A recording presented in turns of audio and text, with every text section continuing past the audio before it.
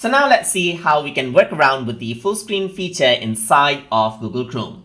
So to work around with the full screen feature, you can see that I have already opened up some tabs. So let's say, for example, I want to expand the Google Sheet space and view it in full screen. So I can just go over here onto this tab and then I can press F11 on my keyboard.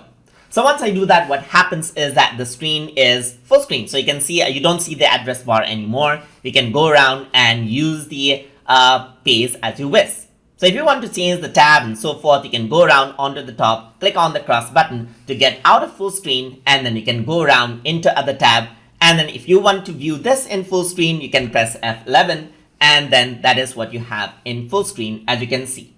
So you can go onto the top, press F11 or click on the cross button right here to get out of full screen. And then over here, you can see that this is the page I have. I can press F11 and then you have it in full screen just like this. You can press F11 to get out of full screen just like that.